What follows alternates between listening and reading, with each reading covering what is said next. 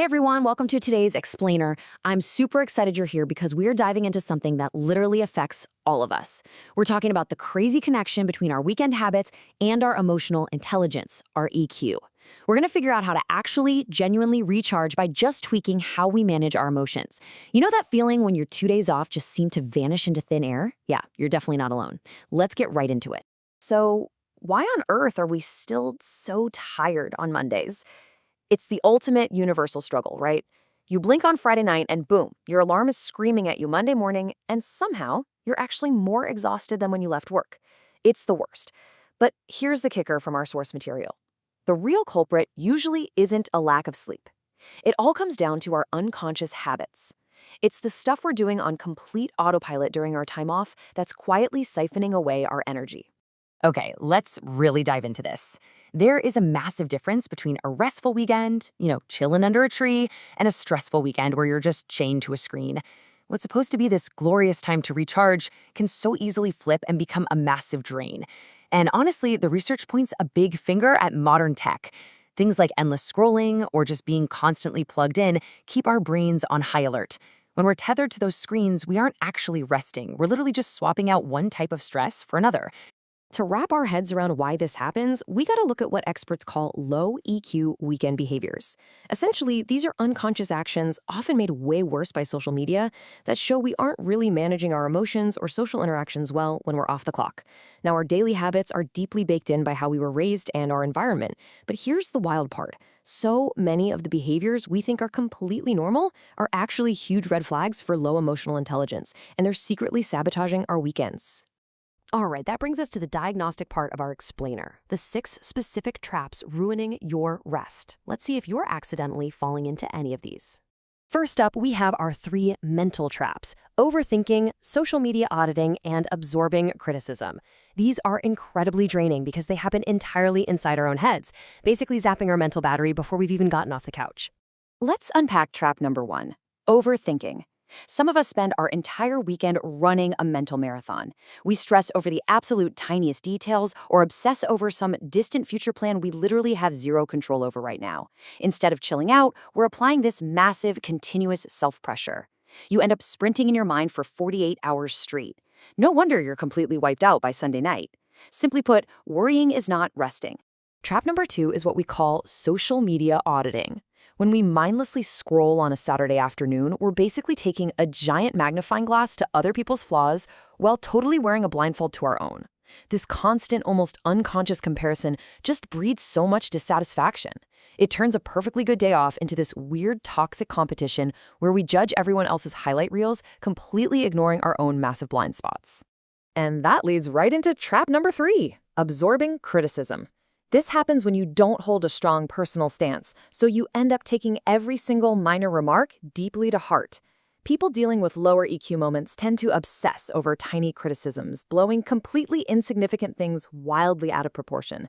If you let someone's random, offhand comment ruin your entire Saturday, you are literally giving away your weekend peace for free.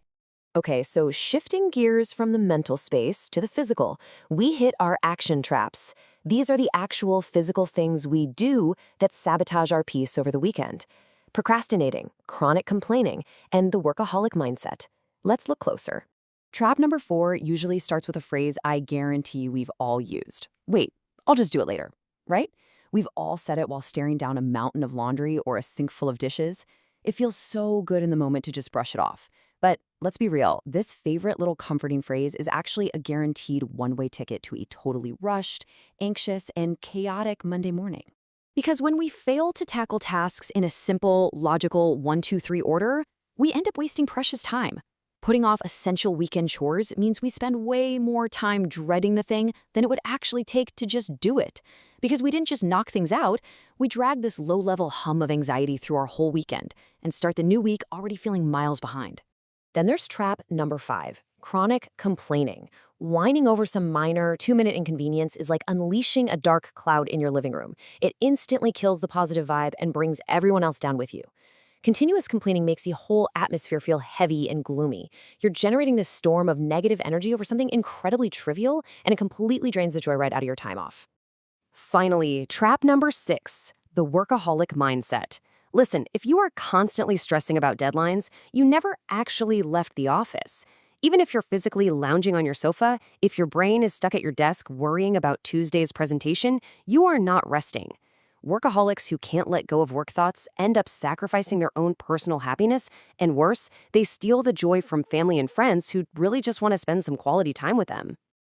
All right, let's take a collective deep breath. We've diagnosed the problems. Now it's time for the solutions with our high EQ weekend swaps. Think of this as your ultimate cheat sheet for a better weekend. If you're stuck in endless overthinking, try channeling that nervous energy into journaling, or better yet, get moving. A quick walk or workout is a fantastic mental reset. If you're trapped in the social media scroll, reclaim your time with hands-on family activities, maybe some gardening, or visiting a peaceful place like a temple or a park. Getting your hands dirty is literally the best way to log off. If constant complaining is your go-to, consciously pivot to pursuing a small joy you've been putting off. And for my workaholics out there, you have to practice deliberately putting work down. It doesn't happen magically. Say it out loud if it helps. I am off the clock. And this brilliantly illustrates our final point, reclaiming your next week. Because making these high EQ swaps isn't just about salvaging a Sunday afternoon. When you adopt these changes, the ripple effects are amazing. You get fully utilized weekends where time feels rich, not wasted. You wake up on Monday with a genuinely fresh mind and a full battery. You carry this bright, positive energy into the new week that other people will definitely notice and appreciate. But most importantly, making these small, deliberate shifts continuously levels up your self-awareness and your overall EQ. You just become so much better at managing yourself and your own happiness. So I want to leave you with this provocative question. Which habit are you going to swap this weekend? You definitely don't have to overhaul everything at once. Just pick one of those low EQ traps we talked about today and actively try the high EQ swap. I guarantee you're going to feel the difference. Thank you so much for hanging out with me for this explainer. Start reflecting on those habits, reclaim your rest, and I'll catch you next time.